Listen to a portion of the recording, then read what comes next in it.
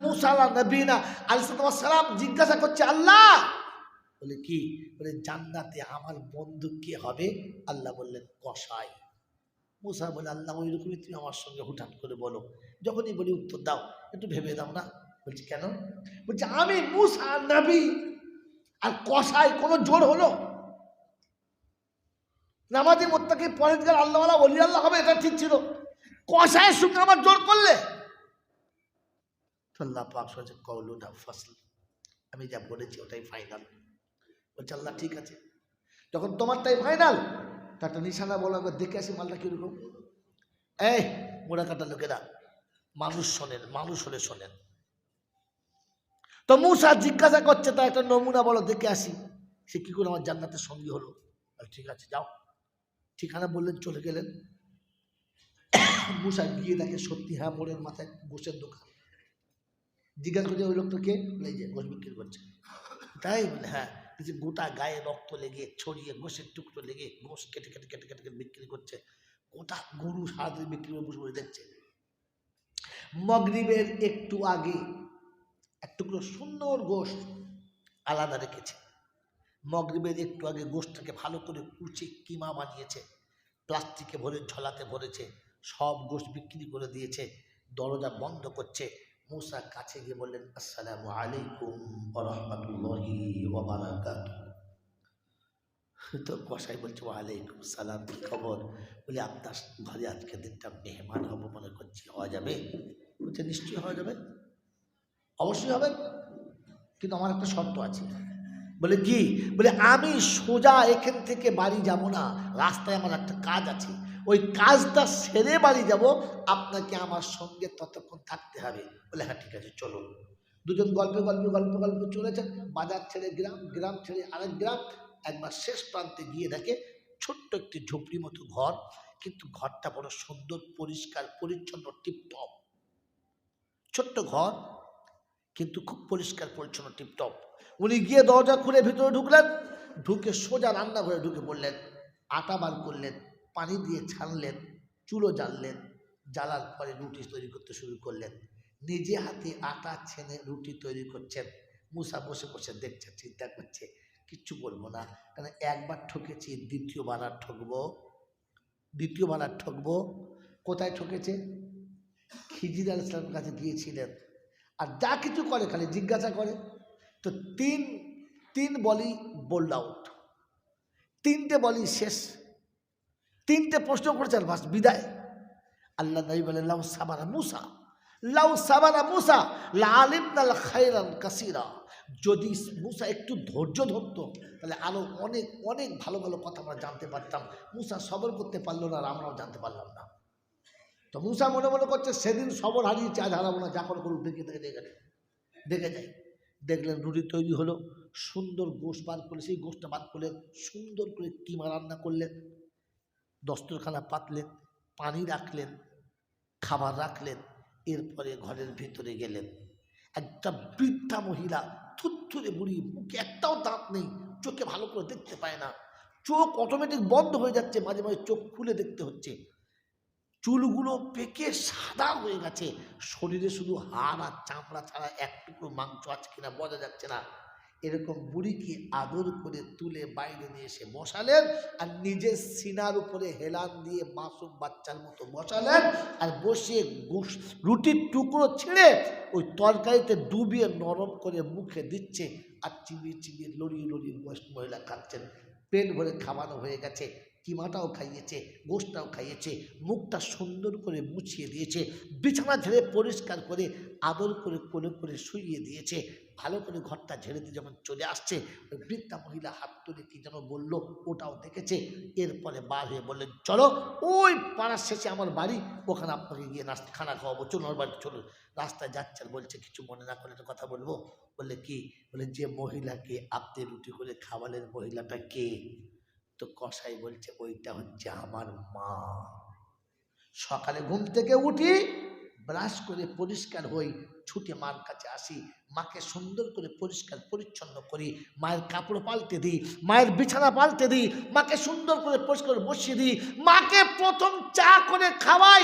মা খেয়ে যখন বসে তখন আমি বাড়িতে গিয়ে চা পান করি, তার আগে না। আর বাজারে গিয়ে যখন বাড়ি ফিরি প্রথম মায়ের কাছে আসি, মাকে সুন্দর করে সেবা করে মাকে পেট ভরে খানা খাইয়ে তবে বিবি বাচ্চার কাছে যাই, তার আগে বিবি বাচ্চার কাছে যাই না। বলে সেটা তো বুঝলাম, কিন্তু শেষের বেলা আপনার মা যেন হাত তুলে কি বলছিল, বলছে দূর ছাড়ো তো পাগলির কথা, মা পাগল, ও মাঝে মাঝে উল্টো পাল্টা বকে। বলছে ঠিক আছে কী বলে ওটা বলো না। তো বলছে শোনো, আমি আমার মাকে যখন জান ভরে খানা খাইয়ে বিছানায় শুইয়ে দিই, আমার মা হাত তুলে বলে আল্লাহ আমার বাচ্চাকে জান্নাতে মুসার বন্ধু বানিয়ে দিও। তো মুসা বলছে মা পাগল না, কসাই মা পাগল না, আর মুসা তোর কাছে মেহমান হতে আসে নাই, দেখতে এসেছিল।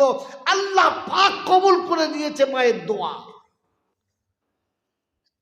তাই তো আমি ভাবি যে তুই কসাই আমার বন্ধু হলি তো হলি কি করে, তুই কসাই আমার সাথী হবি তো হবি কি করে। ওই জন্য মায়ের দোয়া আছে যে মা বলেছে আল্লাহ আমার বাচ্চাকে মুসার বন্ধু বানিয়ে দিও, তাই আল্লাহ বলে দিয়েছে মুসা জান্নাতে তোর বন্ধু কসাই হবে। কার দোয়া? জোরে বলেন কার দোয়া? আরো জোরে বলেন কার দোয়া? আমি টার্গেট ছেড়ে রেখে এসছি, যদি বলতে পারেন তাহলে বুঝবো আপনারা জলসা শুনছেন। বলেন কি ছেড়ে রেখে এসছি, কি ছেড়ে রেখে এসছি বলতে পারবেন? পারবেন না, কারণ জলসা তো শোনেন না, খালি গল্প শোনার মুখ দেখেন। আমি বলছিলাম পয়েন্ট নোট করবেন জলসা শোনার জন্য। ও উদুম ধারা জলসা করি না আমি, একটা সময় বুঝতাম না তখন উদুম চালিয়ে দিতাম। আমি ছেড়ে গেছিলাম যে ভাষা জানবারি বোঝে, মানুষের ভাষা জানবারে বোঝে না। আপনাকে দেখানো হয়নি, হয়েছে? এখানে এনেছি এবার আপনাকে সেটা দেখানোর জন্য। ও হে বাবাজিরা, আমার আল্লাহওয়ালা ভাইয়েরা, কার দোয়া? মায়ের দোয়া। আছে মা আছে, জীবনে দোয়া নিয়েছ? যে সন্তান তার মায়ের দোয়া নেয় নাই, রাস্তায় লোকে দোয়া নেয়, জানবেন এই জানোয়ারের আরেকটা কোয়ালিটি। আমাকে ক্ষমা করে দেবেন, সত্যটা বলবো এবার, আপনাকে রাগ করলে হবে না। এই বাবাজির আমার আল্লাহওয়ালা ভাইরা, যেদিন চাকরি পেয়ে গেছে, মনে পড়েছে কথাটা?